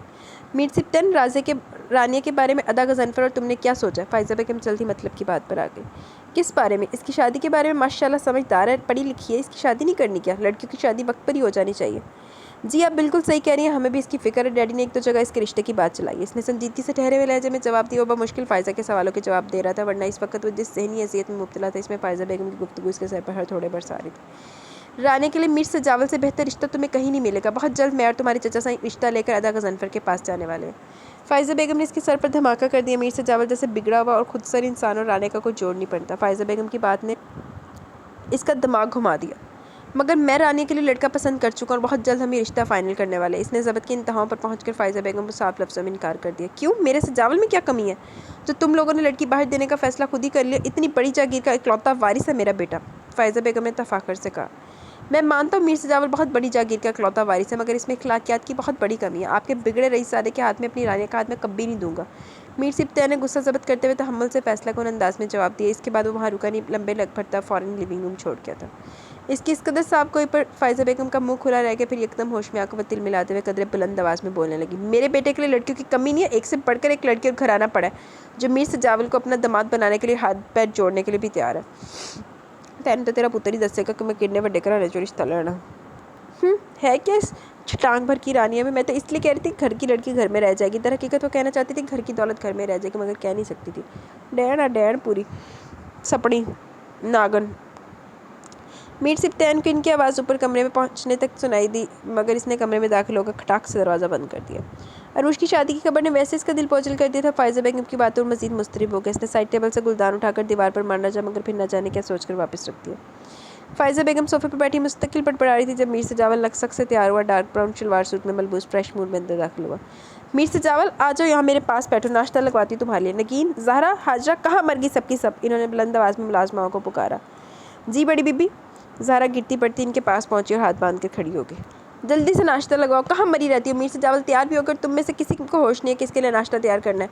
वो बुरी तरह मुलाजमा पर बरस रही थी। अम्मा कूल हो जाए, मुझे भी भूख भी नहीं है। आप ये बताएं सुबह सुबह इतनी गर्म क्यों हो रही है? बाबा से झगड़ा हो गया क्या? वो माँ की इतनी फिक्र और प्यार पर इनका गाल चूमते हुए गोया हुआ। इनसे क्या झगड़ा होना है? वो घर में रहेंगे तो झगड़ा होगा ना। 6 बजे तो वो शहर के लिए रवाना हो गए थे। वो बुरा सा मुँह बनाकर बोली। मीर सिप्तैन से इसके रिश्ते पर होने वाली मुँहमारी वो अक्सर छुपा गई। मीर सजावल मुबहम सा मुस्कुरा दिया, एक हाथ माँ के शाने पर रखे, दूसरे हाथ से मोबाइल यूज़ करते हुए स्क्रीन पर नजर दौड़ा रहा था। मीर साईं, बस बहुत मनमानी और मौज मस्ती कर ली तुमने। अब मैं जल्द से जल्द तुम्हारी शादी करना चाहती हूँ, तुम्हारे बच्चे खिलाना चाहती हूँ। वो कतई अंदाज में कह रही थी, क्योंकि हर बार मीरे ने इस जिक्र पर टाल देता था। अब मैं भी यही चाहता हूँ, आप तैयारी शुरू कर दें। इसने संजीदगी से पुरसोच अंदाज में कहा। दिलो दिमाग पर एक पल में घबराई शर्माई सी जरता अच्छा कि इसकी सोच के रंग इसके खूबसूरत चेहरे को और भी खूबसूरत बना रहे थे। तुम सच कह रहे हो? वो बेयकीनी से बोली। मीर सजावल ने हुनकारा भरा। अब देखना कैसी सोनी दुल्हन ढूंढ कर लाती तुम्हारे लिए, तुमसे जलने वालों का मुंह काला हो जाएगा। मीर सिप्तैन के कमरे की तरफ निगाह करके बोली। मीर का कहकर बेसाख्ता था। अच्छा कौन जलता है मुझसे? इसने मज़ा लेते हुए इस्तफसार किया। सभी जलते हैं मेरे शहजादे से। छोड़ो तुम, ये बताओ कैसी दुल्हन चाहिए तुम्हें? वो बड़े शौक से पूछ रही थी। अम्मा दुल्हन तो मैंने ढूंढ लिया, और वो भी इतनी सोनी कि इस जैसे पूरे गांव तो क्या शहर में भी कोई नहीं। इसकी आंखों में जरताज का दिल का शख्स मिला रहा था। है क्या वो इसी गांव की है? मगर गांव में कोई ऐसी लड़की है, ऐसा घर तो मेरी नज़र से नहीं गुजरा। वो होंठों पर उंगली रखे पुरसोच अंदाज में कह रही थी। अम्मा कैसे गुजरेगी आपके पास मीर सजावल वाली नज़र जो नहीं? वो शरारतन बोला। नाम बताओ मुझे, मैं इनके घर जाऊँ देखूँ तो सही। चली जाइएगा, मगर अब भी नहीं, कुछ दिन बाद जब मैं आपको जाने के लिए कहूँगा। वो संजीदगी से कहते हुए उठ खड़ा हुआ। फ़ायज़ा बेगम सर हिला के रह गई। मीर की किसी भी बात से वो इनकार नहीं करती थी। तू करके देख ला, फिर तेन दसूगा मीर। अम्मा अगर मैं कहूँ कि अब मैं भी शादी के लिए सीरियसली सोच रहा हूँ तो क्या आपका रिएक्शन क्या होगा? मखदूम शाह ने रुखसाना बेगम के दोनों हाथ अपने हाथ में थाम कर कहा। मखदूम शाह रुखसाना बेगम की गोद में सर रखे लेटा हुआ था। जब भी वो फ्री होता यूं ही सारा दिन माँ के घुटने से लगा रहता। रुखसाना बेगम ने चौंक कर इसकी आंखों में देखा। मखदूम शाह, तुम सच कह रहे हो? तुम सच शादी के लिए तैयार हो? रुखसाना बेयकीनी से गोया। भी मौज़म शाह की शादी के फ़ौरन बाद मखदूम शाह के मुंह से ये बात सुनकर इनकी दुगनी खुशी हुई थी। जी अम्मा, मैंने लड़की भी पसंद कर लिया। हो सकता है आपको इसके बारे में सुनकर कुछ अजीब लगे, मगर मैंने बहुत सोच समझ कर फैसला किया। इसने तमहीद बांधी। शाह, मैं तो इस बात पर ही राज़ी हूँ कि तुम दोनों के घर मेरी ज़िंदगी में बस जाए और मैं दोनों की खुशियाँ अपनी आंखों से देखूँ। मौज़म शाह की तरफ से तो मैं भी मुतमिन नहीं हूँ, ना जाने इसके दिल में क्या है, मगर तुम पर अपना थोड़ा बहुत हक समझती हूँ, क्योंकि तुम इससे और अपने बाप से बिल्कुल मुख्तलिफ हो। ज़ैनब के निकाह के बाद अब इस घर ने अरूज की सूरत में खुशी देखी है। मेरी आंखें तरस रही थी मगर तुम दोनों की शादी और बच्चों की कलकारियों की बात सुनने के लिए। शुक्र अल्हम्दुलिल्लाह, शुक्र अल्हम्दुलिल्लाह। रुखसाना बेगम आप दीदा हो गई। अम्मा, आपका थोड़ा सा नहीं पूरा पूरा हक है मुझ पर। पहले मैं अपनी स्टडीज़ की वजह से आपकी ख्वाहिशात किए हुए था, मगर अब ऐसी कोई मजबूरी नहीं जो मैं अपनी प्यारी सी माँ को दुखी करूँ। इसने कहते हुए रुखसाना के गले में बाहें डाल दी। अच्छा फिर जल्दी से बताओ कौन है वो लड़की? मैं आज ही तुम्हारे बाबा से बात करूंगी ताकि हम जल्द से इसके घर जा सकें। रुखसाना काफ़ी बेसब्र हो रही थी। खैर अम्मा, इतनी जल्दी तो आप नहीं जा सकती, इन सब में भी काफ़ी कुछ वक्त दरकार है, मगर मुझे अपने रब पर पूरा यकीन है वो कोई ना कोई रास्ता ज़रूर निकाल देगा। मखदूम शाह, भला ऐसा भी क्या है जो तुम इस तरह कह रहे हो? रुखसाना कुछ उलझ सी गई। हले रुस्का ना देना, होश उड़ने। अम्मा, रानिया दरअसल मीर गज़नफ़र अली की बेटी है, जिनका इलाज करने पर मौज़म शाह ने मुझसे झगड़ा किया था। इसी दिन पहली बार रानी से मेरी मुलाकात हुई। मखदूम शाह ने थोड़ा झिझकते हुए माँ को तफसील बताई। मखदूम शाह, तुम्हारा दिमाग ख़राब हो गया? जिस खानदान से तुम्हारे बाप और भाई को खुदा वास्ते का बैर है, जिनसे हमारा हर रिश्ता और ताल्लुक बरसों पहले ख़त्म हो चुका है। दोनों ख़ानदान हर पल एक दूसरे के खून के प्यासे बने रहते। बाबा तुम्हारा रिश्ता इस घर में ले जाने के लिए राज़ी हो जाएंगे? तुमने सोच भी कैसे लिया? अम्मा प्लीज़ काम डाउन, अल्लाह साईं का हर काम में मसलहत होती है। क्या मालूम ये रिश्ता बरसों से चली आ रही दुश्मनी का खात्मा करते और पहले की तरह सब एक साथ हो जाए। मखदूम शाह, ऐसा कभी नहीं होगा। जिस दुश्मनी को सफदर शाह ने अपने खून से सेंचा वो इतनी आसानी से ख़त्म नहीं होने देंगे। आज भी वो असद शाह की याद में पहली रात की तरह तड़पते हैं। रुखसाना बेगम ने हत्तुल मकान कोशिश की मखदूम शाह के बढ़ते हुए कदमों को रोकने की। अम्मा आप रिलैक्स हो जाए, हम इस टॉपिक पर किसी और दिन डिस्कस करेंगे। इसने माँ के हाथ थपथपाए। रुखसाना बेगम के चेहरे की बदलती हुई रंगत ने इसे टॉपिक चेंज करने पर मजबूर कर दिया। और उष्णो तो देख लो कितने मरी पई हो। रानी क्लास लेकर फ्री हुई तो अपनी क्लास फेलो के साथ कैफेटेरिया में चली है। इसे चाय की शदीद तलब हो रही थी। एक सिप लेते ही इसके मोबाइल पर कॉल आ गई। कप रख कर इसने उथल पुथल होते दिल के साथ कॉल रिसीव कर ली। हेलो रानिया, कैसी हैं आप? मखदूम शाह ने कॉल अटेंड होते इस्तफसार किया। मैं ठीक, आप कैसे? रानी ने झिझकते हुए पूछा। Me too. इस वक्त आप कहाँ हैं? मखदूम शाह ने मुख्तसर इनकार पर सवाल किया। वो मैं यूनिवर्सिटी में हूँ। लेकिन आप क्यों पूछ रहे हैं? रानी ने कुछ अटकते हुए हैरानी से पूछा। रानिया, इस दिन मैंने आपसे कहा था कि मैं दोबारा कॉल करूँगा, मगर हालात कुछ ऐसे हो गए कि मैं बात नहीं कर सका, मगर आज मुझे आपसे लाजमी बात करनी है। क्या आप थोड़ा सा वक्त निकाल कर मुझसे मिल सकती हैं? अब मैं आपसे फ़ेस टू फेस बात करना चाहता हूँ, मखदूम शाह ने संजीदगी से कहा। मैं तो यूनिवर्सिटी में हूँ, आपसे कैसे मिल सकती हूँ? रानी ने उलझते हुए जवाबन कहा। आप इजाज़त दे तो मैं कुछ देर में आपको यूनिवर्सिटी से पिक कर लेता हूँ। मखदूम शाह ने पुरुमीद लहजे में इजाज़त तलब की, मगर दूसरी जानिब मुकम्मल खामोशी छा गई। रानिया, आप मुझ पर ट्रस्ट कर सकती हैं। मखदूम शाह ने इसकी खामोशी की वजह महसूस कर ली थी। डॉक्टर मखदूम शाह, मैं भाई और डैडी की इजाज़त के बगैर कहीं भी नहीं जाती, और अभी भी ड्राइवर मेरे साथ मौजूद है, इसलिए मैं नहीं मिल सकती। रानी ने साहब को इसे काम लेते हुए मिलने से माजूरी जाहिर की। जिंदगी की पहली बारी रानी ने कुछ चंगा काम किया, बल्कि नावल की पहली कुड़िया। ठीक, क्या आप यूनिवर्सिटी में मुलाकात कर सकती हैं? मैं आपका ज़्यादा वक्त नहीं लूँगा, कम से कम इस पर तो आपको कोई एतराज़ नहीं होना चाहिए। ओके, 1 घंटे तक मैं फ़्री हो जाऊँगी। आप कितनी देर में यहाँ पहुँच जाएंगे? रानी ने सोचते हुए इसे इजाज़त दी। आपके फ्री होने तक मैं वहाँ पहुँच जाऊँगा। मखदूम शाह ने रिस्ट वॉच पर नज़र डालते हुए कहा। रानिया फ़ोन बंद करके मुसलसल यही सोच रही थी कि आखिर मखदूम शाह ये सब क्यों करना चाहता है, जबकि वो दोनों ख़ानदानों के माँ बहन ताल्लुकात से भी वाकिफ़ है। इससे कुछ गलत होने का अंदेशा हो रहा था। मीर साहिब, बड़ी अहम खबर लेकर आओ, अगर इजाज़त दे तो अर्ज़ करूँ? साजिद ने फूली सांसों के दरमियान जुमला मुकम्मल किया। मीर से चावल ब्लैक सूट में मलबूस नफासत से बाल बनाए डार्क ग्लासेस के साथ इस खूबसूरत मौसम का हिस्सा लग रहा था। इसने कारल में खड़े अपने अजीज़ जान घोड़े की पुश्त पर हाथ फेरते हुए बेसाख्ता नज़र उठाकर इसे देखा। इस वक्त साजिद की मुदाखलती से सख्त नागवार गुजरी। पेशानी पर ढेरों बल पड़ गए, मगर अहम खबर के जिक्र ने थोड़ा तजस्सुस पैदा किया तो चावल साजिद की खैर हो गई। कहो, मीर ने मुख्तसरन कहा। खबर मिली है मौज़म शाह 1 हफ्ते बाद बैरून मुल्क जा रहा है। इसकी फ़्लाइट सुबह 6 बजे की है, जिसके लिए वो रात 12 बजे शहर के लिए रवाना होगा। साजिद ने कहते हुए दाद तलब नज़रों से इसकी तरफ देखा कर मीर से चावल के मतलब की खबर लाया था। मीर से चावल घोड़े की गर्दन और सर से हिलाते हुए बज़ाहिर बेनियाज सा बना वो बगौर से साजिद को सुन रहा था। ये एकदम चौंक कर साजिद की तरफ देखा। खबर पक्की है? इसने इस्तफसार किया। बिल्कुल सही, 100% पक्की है। गलत निकली तो जो चोर की सज़ा वो मेरी। साजिद ने पूरे वसूख से कहा। इसके पूरे एतमाद अंदाज पर मीर से चावल ने यकीन करते हुए हनकारा पड़ा। खबर तो वाकई अहम है। मीर के चेहरे पर दिलकश मगर खतरनाक सी मुस्कुराहट फैल गई। साजिद, तुम ज़बरदस्त बंदोबस्त करने की तैयारी करो, इससे अच्छा मौका मुझे फिर नहीं मिलेगा, क्योंकि मौज़म शाह रात में शहर तक का सफ़र बहुत कम करता है। इस पर अटैक करने का यही सही वक्त रहेगा। और हाँ, जब वो गाँव की हदूद से बिल्कुल बाहर निकल जाए, हमला इस पर इसी वक्त करना, ताकि इसे दूर दूर तक मदद ना मिल सके। वो बिला ताखैर प्लान तरतीब दे रहा था। चलो जी, हुण जिन्नी देर तक इंतकाम नहीं लवेगा मीर साहब दा अग लगी ठंडी कितना होएगी। मैं अभी से थोड़ी सी भी मोहलत नहीं देना चाहता। अपने बंदों को ये बात अच्छी तरह समझा दो ना।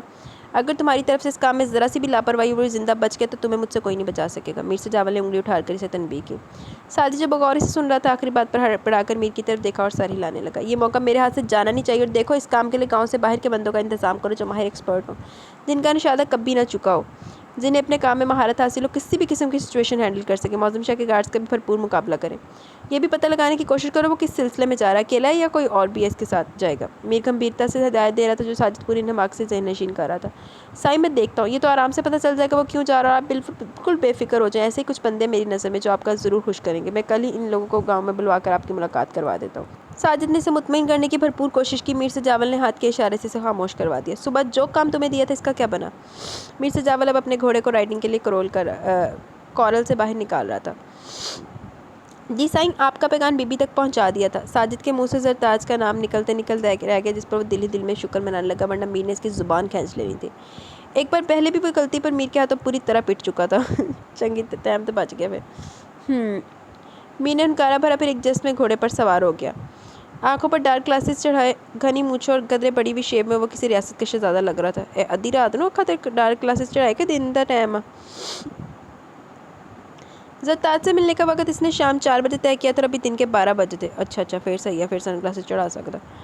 बाकी 4 घंटे का तवील इंतज़ार से इंतहाई सब्र आजमा लग रहा था, मगर आज के सुहाने मौसम में इसके दिल ने शाम में ही मुलाकात की ख्वाहिश की थी, इसलिए बड़ी बेसब्री से वक्त गुजारने की कोशिश कर रहा था, वरना वो सुबह सवेरे जरताज की दीद से सराब हो जाता। लेकिन आज वो जरताज के साथ भरपूर तरीके से मौसम इंजॉय करना चाहता था, यूँ मजबूरन खुद पर जबर किए हुए था। मौसम शाह पिछले 15 मिनट से वॉशरूम से में बंद शावर ले रहा था। अरूश इसके बेदार होने से पहले फ्रेश होकर बैठ गई। पूरी रात इसके परेशान होने के बावजूद शान उठने के बाद इससे माजत करना तो दूर, एक निगाह गलत भी इसके चेहरे पर नहीं डाली। ड्रेसिंग टेबल के सामने खड़ी होकर इसने चेहरे पर उभर आने वाले जख्मों पर उंगलियां फेरी तो बेख्तियारी से रोना आ गया। आंसू का गोला इसके हलक में अटकने लगा। इस चेहरे के साथ मैं खाला जान का सामना कैसे करूंगी? इन्हें कितना दुख होगा, मगर एक ही घर में रहते हुए छुपाया भी तो नहीं जा सकता। इसने बेबसी से सोचा, या अल्लाह, आपने मुझे किस आजमाइश में डाल दिया? मैं इस काबिल नहीं हूँ कि आजमाई जाऊँ। मुझे ना करता गुनाह की सज़ा मिल रही है। प्लीज़ शाह के दिल में मेरे लिए रहम पैदा कर दें। इसने रोते हुए दुआ मांगी और आंसू साफ करते हुए दरवाज़ा खोलकर कमरे से बाहर निकल आई। शाह के लिए कपड़े वो पहले निकाल चुकी थी और नाश्ते के मुतालिक शाह ने कोई फरमान जारी किया नहीं था, जिसका मतलब था कि वह नाश्ते सबके साथ डाइनिंग रूम में ही करेगा। अरूज सर पर दुपट्टा जमाए सुस्त कदमों से चलते हुए ड्राइंग रूम में दाखिल हुए, धीमे से लहजे में सलाम करके एक चेयर घसीट कर बैठ गई। मखदूम शाह, ज़ैनब और रुखसाना बेगम ने बेवक्त वक्त सलाम का जवाब दिया, जो पहले से वहाँ मौजूद थे। रुखसाना बेगम ने वालेहाना इसकी तरफ देखा, मगर इसका सता हुआ चेहरा और गालों पर ताज़ा तरीन उंगलियों के निशानात देखकर हक तक रह गई। इनका दिल जैसे किसी ने मुट्ठी में ले लिया। चंद लम्हात वो हैरत और सदमे से कुछ बोल ही नहीं सकी। मखदूम शाह की आंखों में भी तासुब की लहरें उभरी। इसे मौज़म शाह पर सख्त गुस्सा आ रहा था। ज़ैनब अरूश के बराबर वाली चेयर पर बैठी थी, नरमी से इसके सर पर हाथ फेरने लगी। अरूश, ये सब कैसे हुआ? क्यों मारा इसने तुम्हें? किस बात पर लड़ाई हुई तुम दोनों की? रुखसाना बेगम के लहजे में गुस्सा नुमाया था, मगर आवाज़ नहायत कमज़ोर थी। खालाजान, दरअसल मैं वॉशरूम में गिर गई थी, जिसकी वजह से चोट लग गई। इन्होंने कुछ नहीं किया, हमारी कोई लड़ाई भी नहीं हुई। अरूश ने ठहर ठहर कर दानिस्ता झूठी बात पर नहीं, क्योंकि अगर वो सच बोलती तो लड़ाई की वजह भी बतानी पड़ती। अरूश बेटा, मुझसे झूठ मत बोलो, मैं जानती हूँ ये सब किसने किया। मेरे होते हुए तुम्हें इससे डरने की कोई ज़रूरत नहीं है। वो इस तरह मेरी मौजूदगी में तुम पर जुल्म नहीं कर सकता। बताओ क्यों मारा इसने तुम्हें? उन्होंने नरमी और प्यार से इसकी हिम्मत बांधनी चाहिए। अम्मा, आपको इससे कुछ भी पूछने की ज़रूरत नहीं है। अब वो आपकी भांजी नहीं, मेरी बीवी, और मैं अपनी बीवी के साथ जो मर्जी करूँ, मुझे टोकने का हक किसी को नहीं है। अरूश तजब्ज़ब का शिकार थी जब मौज़म शाह ने डाइनिंग रूम में कदम रखा और गंभीर लहजे में संजीदगी से कहते हुए अरूश के आन सामने वाली चेयर घसीट कर बैठ गया। पूरा हक है मेरा कि मैं अरूश पर की गई तमाम ज़्यादतियों का जवाब तलब करूँ। तुम्हारी हिम्मत कैसे हुई इस पर हाथ उठाने की? ऐसा क्या कर दिया इसने जो तुमने इसे वहशियों की तरह पीटा है? रुखसाना गज़बनाक लहजे में पूछ रही थी। पहली बात तो ये कि ये मेरा और मेरी बीवी का पर्सनल मैटर, मैं किसी को भी इंटरफेरेंस की इजाज़त नहीं दूंगा। दूसरी बात, कुछ तो ऐसा किया होगा इसने जो मुझे मुश्किल कर गया। इसने आहिस्ते से कहते हुए नजर अरूश के चेहरे पर गाड़ी। अरूश ने सटपटा कर नजरें झुका ली। दिमाग ख़राब हो गया था तुम्हारा शाह? तुम क्या समझते हो तुम मेरी बच्ची पर यूँ जुल्म करोगे? मैं चुप रहूँगी? सड़क से उठाकर नहीं लाई तुम इसे, भांजी है वो मेरी। आइंदा अगर तुमने इस पर हाथ उठाया तो मुझसे बुरा कोई नहीं होगा। 1 मिनट अरूश को तुम्हारे साथ नहीं रहने दूंगी, समझे तुम? इसमें तुम्हारा भी कोई कसूर नहीं। तुम्हारे बाप ने ज़िंदगी भर बीवी को पाँव की जूती समझा, तुम इनसे मुख्तलिफ कैसे सोच रख सकते हो? बर्मी से कहते हुए इन्होंने मुंह फेर लिया। ये रुखसाना शाही थी जो इस पर गरज बरस रही थी, वरना वो तो किसी की भी ऊंची आवाज़ बर्दाश्त नहीं करता था, मगर अब लब फेंचे खामोशी से सुन रहा था। माँ बेटे की तकरार में मखदूम शाह और ज़ैनब खामोश तमाशाई बने हुए थे। उठो तुम और कमरे में जाओ, खबरदार तुमने अगर मेरी इजाज़त के बाद कमरे से भी कदम भी बाहर निकाला तो मैं तुम्हें शूट कर दूंगा। शाह उंगली से अरूश को ऊपर जाने का इशारा करते हुए धाड़ा रुखसाना बेगम से मिलने वाली जिल्लत की भड़ास से अरूश पर निकाल दी। अरूश पर हवास होकर फ़ौरन ही अपनी जगह छोड़कर खड़ी हुई, चेयर पीछे धकेल कर तकरीबन भागते हुए ड्राइंग रूम का दरवाज़ा अबूर कर गई। शाह ये क्या हरकत है, इसने अभी नाश्ता भी नहीं किया था। रुखसाना बेगम ने अफसोस से जाते हुए देखा। अम्मा अगर एक दिन नाश्ता नहीं करेगी तो मर नहीं जाएगी। वो संजीदगी से कहते हुए हाथ में पकड़ा चाय का कप टेबल पर रखकर चेयर धकेल कर खड़ा हो गया। चल फिर तू भी ना कर, तू भी नहीं मरेगा। मखदूम शाह ने मलामत भरी नज़र मौज़म शाह के बेतासो चेहरे पर डाली। रुखसाना बेगम ने अपना सर थाम लिया। डाइनिंग रूम से निकल मर्दाने की तरफ जा रहा था। मुलाजमा पर नज़र पड़ी हुई तो उसे आवाज़ देकर रोक लिया। नसरीन। जी शाह साईं। मुलाजमा पलक झपकते इस तक पहुंची और सर झुकाकर मौतबाना खड़ी होगी। नाश्ते की ट्रे तैयार करो, ऊपर मेरे रूम में पहुंचा दो, हरी अप। मुलाजमा को हुक्म देकर इसने मर्दाने में जाने के बजाय लॉन का रुख किया। मुलाजमा सर लाकर किचन की तरफ चल पड़ी। लानती आदमी। मौसम सुबह से बेहद खूबसूरत था। पूरा आसमान अबर-आलूद हो रहा था। हल्की हल्की फवार बरस रही थी जो वक्फे से धुआंधार बारिश में बदल जाती। और भला ये कैसे मुमकिन था कि इतने हसीन मौसम में मीर से चावल को सरताज की याद न सताए। दिल इससे मुलाकात के लिए न मचले। हस्ब तो वक़ा मी का पैगाम इसे स्कूल में मिल चुका था कि शाम 4 बजे शहर जाने वाली सड़क किनारे पर उसका इंतजार करेगा। साथ हुक्म भी था और धमकी भी कि किसी भी तरह सरताज से मिलने के लिए पहुँचे, वरना वो खुद आ जाएगा। इसकी ये धमकी कारगर साबित हुई और अब सरताज काफ़ी देर से सेहर में बैठी बेचैनी से पहलू पर पहलू बदल रही थी और माँ को मौसम के पकवान बनाते हुए देख रही थी। सरताज आज आराम नहीं करेगी, आज तो बारिश की वजह से बच्चे भी पढ़ने नहीं आएंगे। इसकी माँ ने इसे इस वक्त बैठे देखा तो टोकना ज़रूरी समझा, क्योंकि स्कूल से आने के बाद वो पूरी दोपहर सोकर गुजारती थी। पता नहीं क्यों आज मुझे नींद नहीं आ रही है, शायद आपके पकौड़ों की खुशबू की वजह से। सरताज ने खनकती हुई आवाज़ में हंसते हुए माँ से कहा। एकदम इसको मीर से मिलने जाने का बहाना सोच गया। अम्मा मैं ये पकोड़े नाजी के घर ले जाऊँ, इसे आपके हाथ के पकोड़े बहुत पसंद है। वो अक्सर मुझे कहती कि अम्मा जब पकोड़े बनाए तो मुझे ज़रूर खिलाना। इसने बात बनाई है। इसने कब खाए? इसकी माँ अचंभे से बोली। इसने एक बार खाए थे बरसात में, आपको याद नहीं? बहुत पुरानी बात है। सरताज झट से बोली। अच्छा ठीक है ले जा, मैं प्लास्टिक की थैली में बांध देती हूँ ताकि भीग न जाए। वो कहते हुए शॉपर ढूंढने लगी। सरताज कमरे से भाग गई। और देख लो माँ को चोरी छुपे पकोड़े ला के यार ना मिलन चली। जल्दी से आईने में देखकर बाल सवारे आंखों में काजल डालने से इसका हुस्न दो आरशा हो जाता था। इसे खुद को नुमाया करने के लिए किसी भी किस्म के मेकअप या कीमती कपड़ों की जरूरत नहीं पड़ती। सादगी में भी जहाँ जाती छा जाती। वो बाहर निकली तो माँ ने इसे शॉपर थमाया और संभल कर जाने की ताकीद की करके अपने काम में मगन हो गई। सरताज सारी लाकर अम्मा को खुदा हाफिज़ कहती हुई घर से बाहर निकल आई। शॉपर को चादर के पल्लू में दबाए वो घर से निकलकर चोर नजरों से तो देखते हुए आगे बढ़ी थी। बारिश की वजह से गलियां कदरे सुनसान पड़ी थी। शहर की तरफ जाने वाली सड़क का रास्ता इसके घर से काफ़ी दूर था, मगर अच्छा खासा रास्ता वो तेज़ कदमों के साथ तय कर चुकी थी। सड़क भी दूर से दिखाई देने लगी थी जब सामने से आती हुई मौसम शाह की गाड़ी पर इसकी नज़र पड़ी। सरताज के बढ़ते कदम वहीं रुक गए। इसका दिल धक से रह गया। चलो जी नमस्यापा। रानी कैफेटेरिया के बाहर बेंच पर बैठी हुई थी जब इसकी नज़र सामने से आते हुए मखदूम शाह पर पड़ी। वो दुपट्टा दुरुस्त करते हुए खड़ी हो गई। हेलो, आपको ज़रा इंतज़ार तो नहीं करना पड़ा? मखदूम ने नज़दीक पहुंचने पर सवाल किया। नहीं, क्योंकि आप वक्त पर से पहले पहुंच गए। रानी धीमे से मुस्कुराई। क्योंकि मैं आपको इंतज़ार नहीं करवाना चाहता था, पहले बहुत देर हो चुकी है। मखदूम शाह बर्जस्ता बोला। रानी सर झुकाकर अपने पैरों को देखते हुए इसके साथ कदम से कदम मिलाकर चलने लगी। रानी आपने माइंड तो नहीं किया मैंने आपसे मिलने के लिए इस्रार किया? इसने झिझकते हुए पूछा। माइंड मैं तब करती जब आप बाहर मिलने पर इस्रार करते। आप मेरे लिए अजनबी नहीं है, मगर फिर भी मैं अपने पेरेंट्स को इत्मीनान को ठेस नहीं पहुंचाना चाहती। आई होप आपने भी माइंड नहीं किया होगा। रानी ने साफ गोई से कहा। यार रानिया पसंद ही ना मैनू हो रो ना, मगर गुड, ये बहुत अच्छी बात है, इसलिए मैं आपसे मिलना चाहता था। मखदूम शाह ने इसे सराहते हुए तमहीद बांधी। रानी आपके लिए मेरी पसंदीदगी अब छुपी हुई तो नहीं है, मगर मैं फिर भी मीर से तैन से बात करने से पहले आपकी रजामंदी चाहता हूँ। अगर आपको इतराज़ ना तो मैं अपनी फैमिली को आपके घर भेजना चाहता हूँ, मगर आपकी मुकम्मल रजामंदी के बाद। चलो जी। मखदूम शाह धीमे लहजे में अपनी बात मुकम्मल कर गया और रानी बुरी तरह छहमकी से। मखदूम शाह से इस कदर बेतकल्फ़ी की उम्मीद नहीं थी। मखदूम शाह दिलचस्पी से इसके बदलते तासुरात देख रहा था। आप क्या कह रहे हैं? मुझे कुछ समझ में नहीं आ रहा। वो काफ़ी घबरा गई। कदर तौक़ुफ़ से बामुश्किल बोली। मखदूम शाह बेसाख्ता हंस पड़ा। रानी मैं आपसे शादी करना चाहता हूँ, अगर आप भी इंटरेस्टेड है तो मैं अपना प्रपोजल भेजता हूँ। अगर आप नहीं चाहेंगी तो मैं आपको फोर्स नहीं करूँगा। मखदूम शाह ने सादगी से कहते हुए फैसले का इख्तियार इस पर छोड़ दिया। आप मेरी और अपनी फैमिली के दरमियान कशीदगी को जानते हुए भी ऐसा क्यों सोच रहे हैं? शायद आपको अंदाज़ा नहीं है, इम्पॉसिबल है।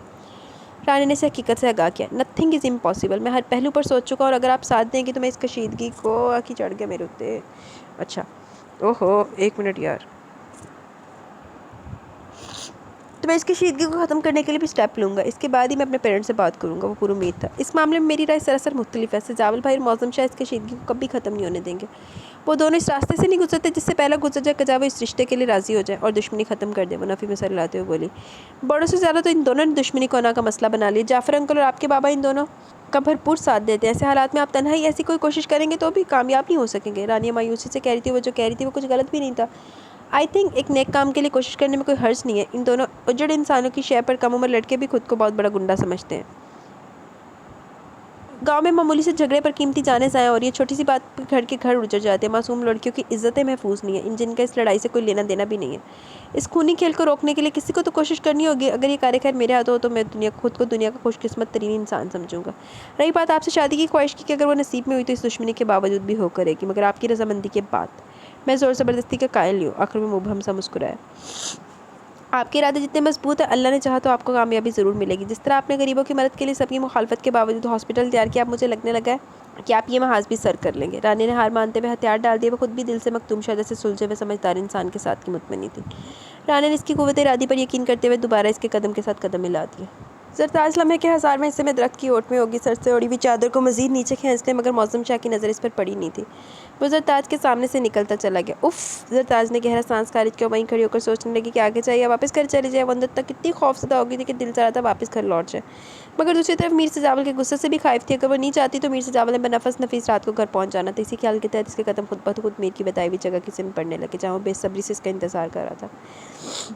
मीर सजावल की नज़र ने दूर से आती ज़रताज को नकाब में भी पहचान लिया। खुशी के इजहार में देने लगा। फिर यकदम बाहर निकला और घूमकर ज़रताज के लिए फ्रंट डोर खुशी के इजहार में इंडिकेटर देने लगा और फिर यकदम बाहर निकला और घूमकर ज़रताज के लिए फ्रंट डोर खोलकर खड़ा हो गया। दिलबर, अगर तुम आज नहीं आती तो मैं तुम्हारे घर पहुंचने के लिए रात का भी इंतजार नहीं करने वाला था। नज़दीक पहुंचने पर इसने बेख्तियार ज़रताज को बाजू से पकड़कर गोल चक्कर में घुमा डाला। ज़रताज का दिल तो पहले पत्ते की तरह रच रहा था। मीर सजावल कितने वालेहाना इस्तकबाल पर बेहोश होने को थी। मीर ने ज़बरदस्त कहका लगाकर इसे गाड़ी में बिठा दिया। इसने ड्राइविंग सीट पर बैठकर अपने गीले बालों में उंगलियां चलाते हुए भरपूर नज़र ज़रताज के भीगे सरापे पर डाली। बारिश की तेज़ फुछाड़ ने दोनों को भिगो दिया था। जरी परेशान लग रही हो, सब खैर तो है ना? ज़रताज की आंखों में लहराते खौफ के साए मीर सजावल को बेचैन करके इसने हाथ बढ़ाकर ज़रताज का निकाब हटा दिया। मीर साईं, मुझे बस जल्दी जाना है, शाम हो रही है। बाबा भी घर पर, अगर ज़्यादा देर होगी तो अम्मा ने मुझे बुलवाने के लिए भेज देंगी। वो मौसम शाह का जिक्र अक्सर छुपा गया, वरना मीर सजावल ने फ़ौरन भड़क जाना था। देखो दिलबर, मैं 1 घंटे से पहले तुम्हें हरगिज़ नहीं जाने दूंगा। अगर जिद की या मुंह बनाया तो तुम्हारा ये मोना सा मुंह भी तोड़ दूंगा और टाइम पीरियड मजीद 1 घंटा बढ़ा दूंगा। इसने 2 टोक लहजे में तमाम लिहाज मुरव्वत पिलाए ताक रखते हुए इसे एक धमकी से नवाजा और गाड़ी अपने डेरे की तरफ ले जाने वाले रास्ते पर डाल दी। ज़रताज ने गहरी सांस खींचकर इसकी तरफ देखा, मगर वो विंडो स्क्रीन पर नजर जमाए ड्राइविंग कर रहा था। सामने से पड़ने वाली तेज़ रोशनी की किरणें इसकी डार्क ब्राउन आंखों में सुनहरापन पैदा करके इन्हें मजीद दिलकश बना रही थी। ज़रताज ने 2 पल निगाह भर के देखने के बाद नज़र चुरा ली। पहले हम डेरे पर पहुंचकर बारिश में भीगेंगे, फिर लंच करेंगे। तुम्हारे साथ लंच करने की खातिर मैं अभी तक भूखा हूँ। मीर ने पेट पर हाथ रखकर बेचारगी से कहा। सख्त परेशानी के आलम में भी ज़रताज के चेहरे पर बेसाख्ता मुस्कुराहट फैल गई। लेकिन मैंने तो लंच कर लिया और अब मुझे भूख भी नहीं है। आपने मेरा इंतज़ार क्यों किया? आप खाना तो टाइम पर खा लेते। अगर मैं नहीं आती तो क्या आप रात तक भूखे रहते? ज़रताज ने मासूमियत से सवाल किया। मेरे दिल ने मुझसे कहा कि आज लंच दिलबर साईं के साथ करना है, तो बस करना है, वरना कुछ नहीं खाना। इसने मखसूस ज़िद्दी लहजे में कहते हुए बैक सीट से सुर्ख गुलाबों का बुके उठाकर ज़रताज की गोद में रख दिया। ज़रताज ने बुके चेहरे के करीब किया और गहरी सांस के जरिए इसके खुशबू अंदर जज़ब करने लगी। मीर जानता था इसे फ्लावर्स बहुत पसंद है, इसलिए हमेशा इसकी कोशिश रहती कि बगैर फ्लावर्स लिए इसके पास न जाए। मीर सजावल की मुस्कुराती आंखों से इसका फ्लावर से लगाव देखा, तभी इसकी नज़र ज़रताज के हाथ में दबे शॉपर पर पड़ी। दिलबर, ये तुम्हारे हाथ में क्या है? इसने पूछते हुए खुद ही हाथ बढ़ाकर शॉपर खोली तो पकौड़े देखते हुए बोला, वाओ, ये मेरे लिए लाई हो? यकीनन तुमने अपने कोमल हाथों से बनाए होंगे। इसने फ़ौरन एक पकौड़ा मुंह में रख लिया और दूसरे हाथ से हाथ पकड़कर चूम लिया। ज़रताज खामोशी। दिलबर साईं, आपके हाथ में तो बहुत जायका, आप तो पहली फुर्सत में हवेली के तमाम कुक की छुट्टी करवा देंगी। इसने ज़रताज का हाथ पकड़कर लबों से लगाया। ये मैंने नहीं, अम्मा ने बनाया, और ये मैं आपके लिए नहीं, नाजी को खिलाने के बहाने लेकर निकली थी। ज़रताज ने पल भर में इसकी खुशफहमी दूर कर दी। मीर ने मुँह बनाया तो ज़रताज बेसाख्ता हंस पड़ी। वो लोग डेरे पर पहुंच चुके थे। मीर ने गाड़ी डेरे के पिछले हिस्से में जाकर रोक दी, फिर खुद बाहर निकला और ज़रताज का हाथ पकड़कर इसे निकाला। मीर साईं, मुझे नहीं भीगना, कपड़े गीले हो जाएंगे तो अम्मा बहुत डांटेंगी। ज़रताज ने इल्तजा की, मगर मीरी से तकरीबन खींचता हुआ शेड से बाहर ले आया। यार बात सुनो, मुझे बारिश बहुत पसंद है और अब मेरे साथ तुम्हें भी पसंद करना पड़ेगी। तुम बार बार इनकार करके मूड ख़राब कर दोगी। प्लीज़ मौसम को एंजॉय करो मेरे साथ थोड़ी देर के लिए। अपनी फैमिली को, मेरी फैमिली को, गाँव वालों को, इन पूरी दुनिया को भूल जाओ, सिर्फ मुझे याद रखो। इसने ज़रताज के होंठों पर उंगली रखकर इसे खामोश करवा दिया। मीर इसके शोल्डर पर अपना बाजू फैलाए दूर तक फैले सब्ज़े की तरफ बढ़ रहा था। बारिश के पानी से सारा नज़ारा धुलकर शफाफ हो गया था। कुदरत के रंग हर सू बिखरे हुए थे और मीर सजावल अपने पसंदीदा मौसम में ज़रताज के साथ पर दीवाना हो रहा था। ज़री तुम बूढ़ी भी हो जाओगी, स्टिक के सहारे चलोगी, तब भी हम हर बरसात में यहाँ आकर अपनी इस मुलाकात की यादें ताज़ा करेंगे। ज़रताज ने सर उठाकर इससे ज़रा सा घूरा जो मुस्कुराहट दबाए मदद से नजरें चुरा गया। सिर्फ मैं बूढ़ी हो जाऊंगी? ज़रताज ने उंगली से अपनी तरफ इशारा करते हुए मैं को खींचा। जाहिर सी बात है, तुमने कभी सुना नहीं मर्द कभी बूढ़े नहीं होते। मीर जावल ने बड़ी शान से कहा। नहीं, मैं ऐसी बातें नहीं सुनती और आप मुझसे पहले बूढ़े हो जाएंगे क्योंकि मैं उम्र में आपसे पूरे 7 साल छोटी हूँ। वो मुंह फुलाए बोली। मीर जावल का खूबसूरत ज़िंदगी से भरपूर कहका फिजा में बिखरा। हाँ, फिर जब तुम इतनी बूढ़ी हो जाओगी कि स्टिक के सहारे चलने लगोगी, तब मैं दूसरी या फिर तीसरी शादी कर लूँगा, मगर मेरी मोहब्बत सिर्फ और सिर्फ तुम्हारे लिए होगी। डोंट वरी, तुम कभी भी जेलस मत होना। ये मत समझना कि मीर जावल अब बदल गया। मेरे प्यार और त्वचा का मरकज़ सिर्फ तुम ही होगी। मीर बारिश की बूंदों पर नजर जमाए ज़रताज के चेहरे पर फैलते तहय्युर को मुकम्मल नज़रअंदाज किए बोल जा रहा था। ज़रताज ने एक झटके से इसका बाजू अपने शोल्डर से हटाए बगैर कोई जवाब दिए खामोशी से चंद कदम आगे बढ़ा दी। मीर ने झपट कर इसका हाथ पकड़कर अपनी तरफ खींचा। 100 साल की भी हो जाओगी तब भी मैं तुम्हें यूं ही चाहूँगा। मरते दम तक तुम्हारे लिए मेरी चाहत में कमी नहीं आएगी। दिलबर साईं, तुम मेरी पहली और आखिरी मोहब्बत और हमेशा रहोगी। इसने एकदम ही कहते हुए ज़रताज को बाजू में उठाकर ज़ोरदार चक्कर दे डाला। बारिश की बूंदें ज़रताज के चेहरे पर गिरी थी। इसने आंखें मीच ली। मीर ने फिर शौक नज़रों से ज़रताज को देखा। सरसब्ज़ नज़ारे से ज़्यादा हसीन रंग मीर के चेहरे पर बिखरे हुए थे। बारिश की बूंदें ज़रताज के गुलाबी चेहरे पर शबनम के कतरों की मानी चमक रही थी। मीर जावल मबहूत सा होकर से तकने लगा, मगर वहाँ कोई और भी था जो कीनातोज़ नज़रों से ये मंजर देख रहा था और शायद इन दोनों की मोहब्बत के चांद पर गहन साबित होने वाला था। जी तो गाइज़, यहाँ पे हमारी एपिसोड इख्तिताम को पहुँची। अब चलते हैं जल्दी से कमेंट्स की तरफ क्योंकि टाइम बहुत कम रह गया है मेरे पास। ये इसको वाइंड अप करना है। वालेकुम अस्सलाम तैयबा। अल्हम्दुलिल्लाह, बस आज तबीयत कुछ ज़्यादा ही ख़राब हुई पड़ी है। छींकों पे छींकें आ रही हैं। शुक्र अल्हम्दुलिल्लाह। आहो यार, चित्तर तो वाजिबुल चित्तर तो ये फ़ाइज़ा बीबी भी है, लेकिन भुगतेगी अभी। देखते हैं रूश की बहन कौन है, और कोई नहीं होएगी, ये फ़ाइज़ा की भी चित्तर परेड होगी और प्लेयर। हाँ जी, इंशाल्लाह आप लोग के इंतज़ार की वजह से मैं एपिसोड अपलोड करती हूँ। आमीन, बस दुआ में याद रखें। वालेकुम अस्सलाम बाना अरलिन। आप फर्स्ट टाइम मैंने आपका कमेंट देखा, लेकिन देख लें मैंने आपकी फरमाइश पूरी कर दी। अब मैंने स्टार्ट पे नहीं किया, लेकिन लास्ट पे कमेंट शो करवा रही हूँ सबके। नेक्स्ट मलिक सबा का कमेंट है। इनका कमेंट भी एज़ यूजुअल बहुत मज़े का है। आओ यार, सिप्तैन ने अगर नहीं सुनी बात तो फिर अब भुगता भी है। आओ, मखतूम को पसंद आ गया रानिया, और हमाद ने वाकई बड़ी कमीन की भरी हरकत की है, लेकिन हमाद अपने अंजाम को भी पहुँच गया। आहो, रूश दे नसीबा बेचारी रूश दे नसीबा जो मौज़म भी आया। पास की स्टोरी वाकई मुझे भी बड़ी पसंद आई है। हाँ जी, सरताज भी उसकी मीर जावल की मोहब्बत में गोडे गोडे डूब चुकी है। पास में असद और सुंदर का तो वाकई बहुत बुरा हुआ था। और आमीन, बस दुआओं में याद रखें। नेक्स्ट कमेंट शेख सुजैन का है।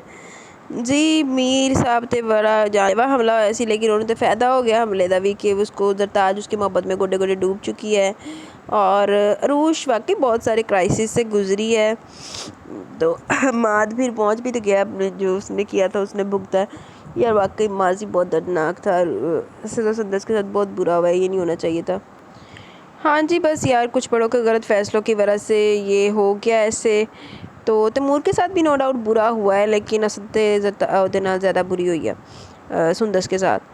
और हाँ जी, ये तो फ़ाइज़ा पास्ट में भी डैन सी तो प्रेजेंट के भी डैन है। इन फ्यूचर देखो डैन रहती है कि नहीं रहती। और देखते हैं क्या निकलता, कौन बेटी निकलती सुंदस की दूसरी। ये न्यू मेरी लिसनर्स का कमेंट है, शाहज़ेब फरीद।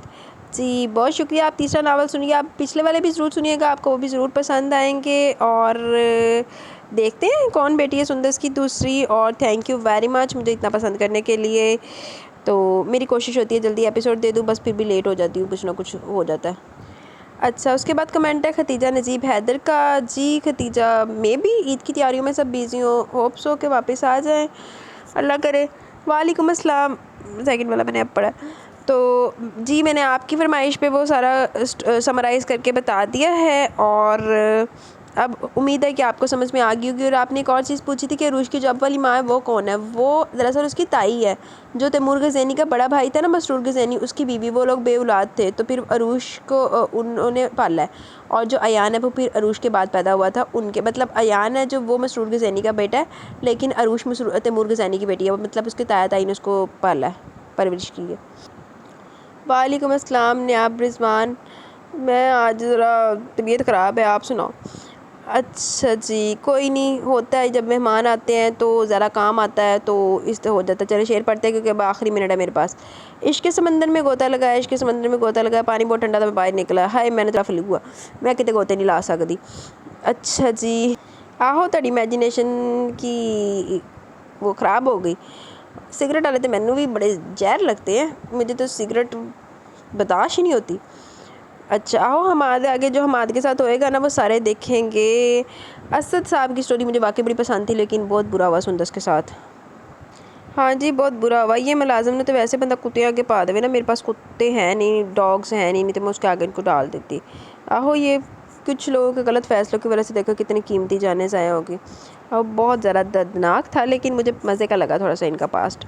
दुश्मनी भी वजह नहीं है जी। खस कम जहाँ पाक चलें जी, बाय बाय। और मुझे भी इस कमेंट के साथ इजाज़त दें, और आप लोग अपनी एपिसोड एंजॉय करें जो मैं भी अपलोड कर देती हूँ। दुआ में बहुत सारा याद रखें। इंशाल्लाह कल मिलेंगे न्यू एपिसोड के साथ, तब तक के लिए अपना बहुत सारा ख्याल रखें, दुआ में याद रखें। अल्लाह हाफिज़।